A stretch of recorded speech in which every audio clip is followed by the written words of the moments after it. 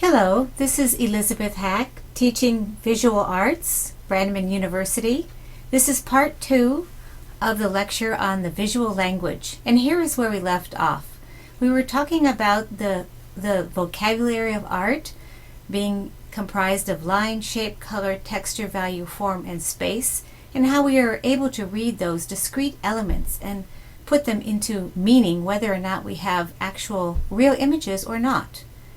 So you were deciding during the last lecture whether the one on the left or the one on the right was either war or peace. Let's do another. Bitter or sweet? Which one is bitter? Which one is sweet? Well, most people would say that the image on the right is bitter.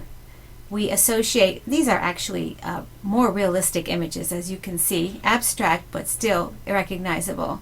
The one on the right, as you can see, is a skull-ish type of drawing or painting. And we read the red is blood and the harsh dark shadows as a bitter experience. The image on the left is early modernism, a still life. And you can see it's got some very sweet colors in it and some very sweet shapes. It has some soft, yummy looking pears and a nice blue compote. But then we look further into the image and we see some harsh elements that are quite bitter.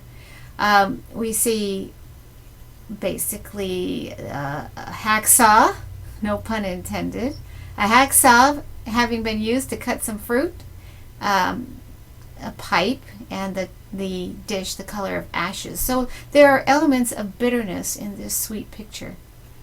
Images can be read in a variety of ways. Hate or love? Hate or love?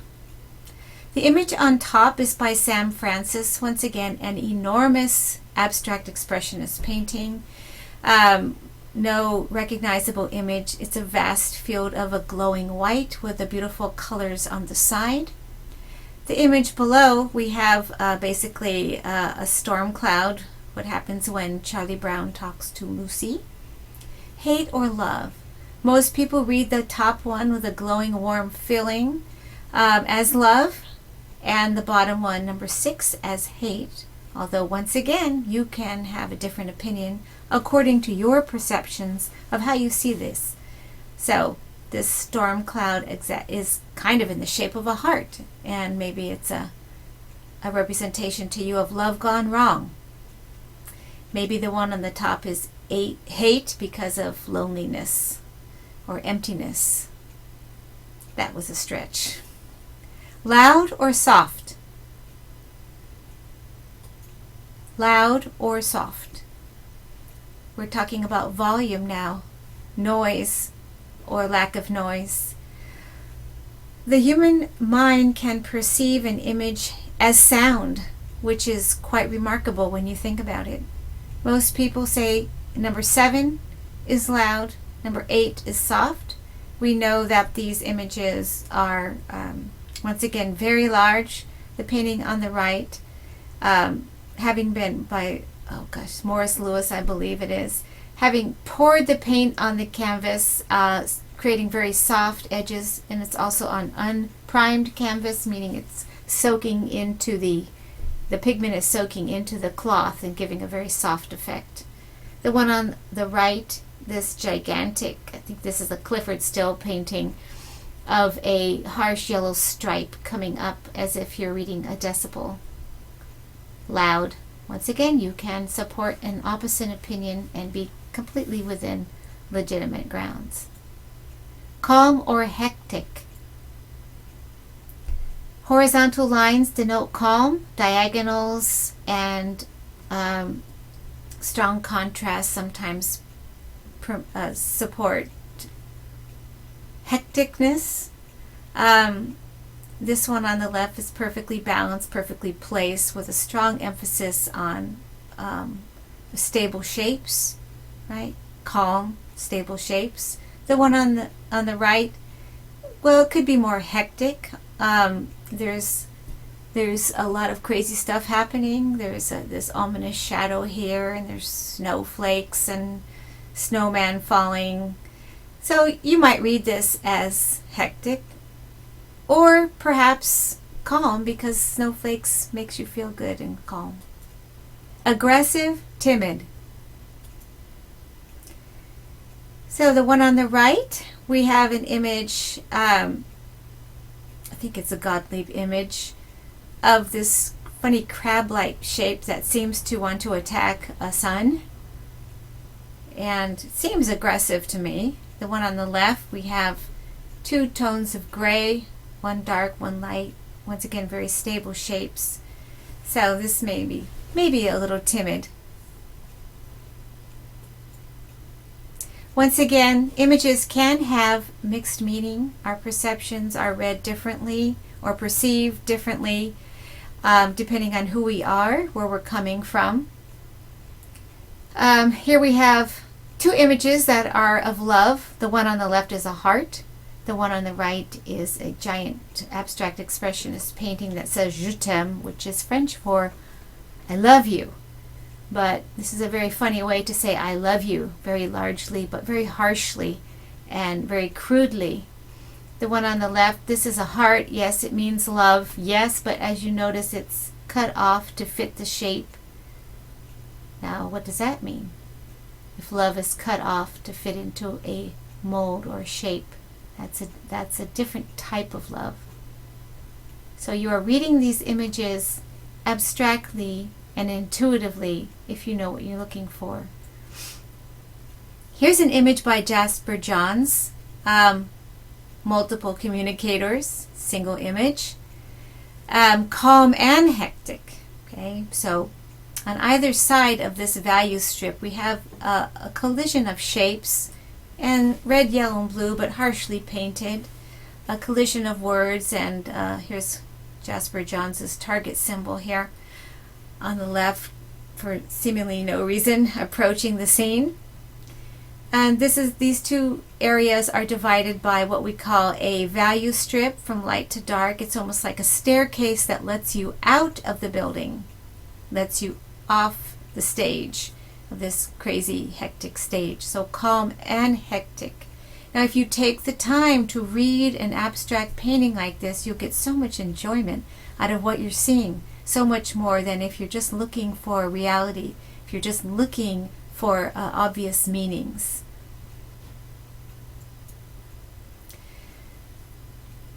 The elements of art are the visual language. They are the building blocks of the visual language. We've mentioned them a couple of times already. They are the tools we use to analyze art and what we look for and what we see when we are really analyzing our visual world. Every painting you see has a story to tell.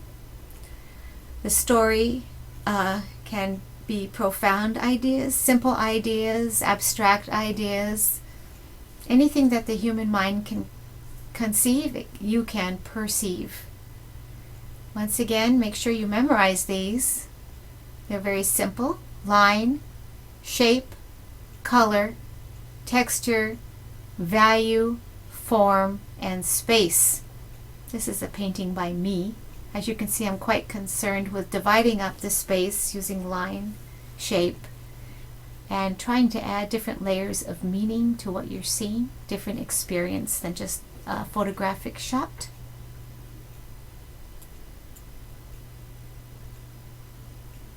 Here are the elements of art in a very abstract painting. Really, there are no recognizable images in this painting. You can associate some of the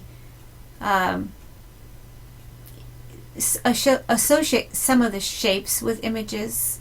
For example, this could be a hair bow, but that's not important.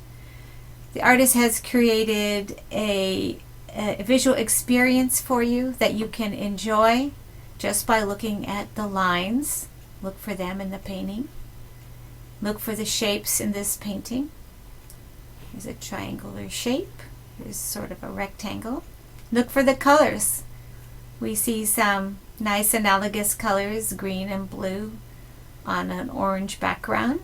with some reds. Strong use of texture in this painting, very brushy. You can actually think perhaps you can touch that texture. We have value, which is the perception of light and dark in a picture. Form. Form is a 3D object. Sometimes it's perceived as mass. And then we have space, the depth of a painting. So identify the elements of art in this painting. And you can find them in this painting by Jan Vermeer, painted at least 500 years ago. And it is actually maybe less than 500, 1600s this was painted. This is an allegory of fame. It's a very realistic, beautifully composed painting. The artist is here painting a picture of this woman who is symbolizing fame. She has a laurel crown on her head, the trumpet to proclaim her fame, etc. But every image, every part of this picture is meticulously and realistically painted. You can still see the abstract elements of line, shape, color, basically blue, yellow, and a little bit of Venetian red. Texture, everything is rendered with accurate texture. The tapestry, the leather map on the wall, the silk garment, the brass light, the wooden beams. Line, shape, color, texture. Value, clearly you can see this is an arrangement of darks and lights. And there's natural light coming in, as well as patterns of value, dark and light, black and white. Okay?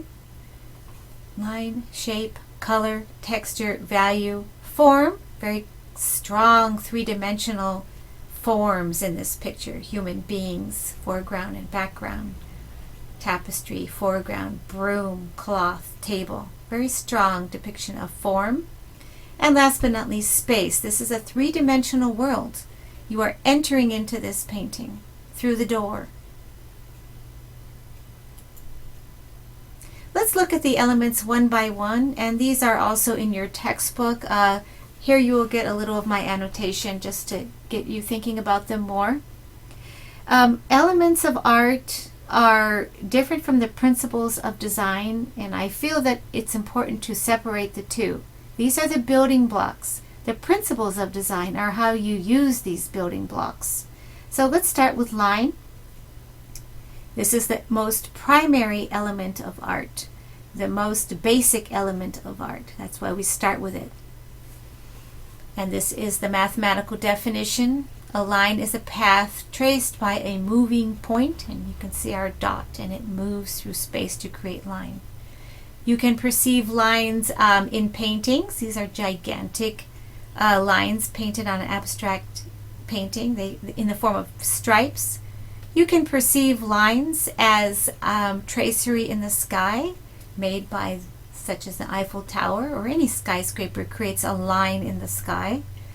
Here's a silhouette of a tree, sunset, beautiful branch pattern. We read visually as line, and in this case, very wiggly lines.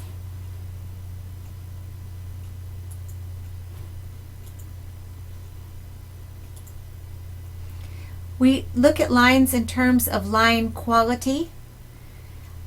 We talked about the wiggly lines. Here they are again in a drawing by Daumier. And this is a drawing by Degas. These lines are more stable and strong and a little bit more harsh. And they make us feel different ways. This makes us feel tenuous, timid. This is a very strong drawing, and the woman is stable, upright, and assured. That's how we read lines. This is an outline. An outline is a very different type of line. It's strong and stable and concerns only the outside of the form. Now, when Picasso was painting, he often used outlines, like a coloring book almost, to put his images into a very aggressive and assured way to make an image. And this is an abstract monumental painting of cubes, I believe, by Al Held. Very modern work. And you could have the desire maybe to color in those shapes. They're so wonderfully rendered in outline. We'll stop here and we'll move on to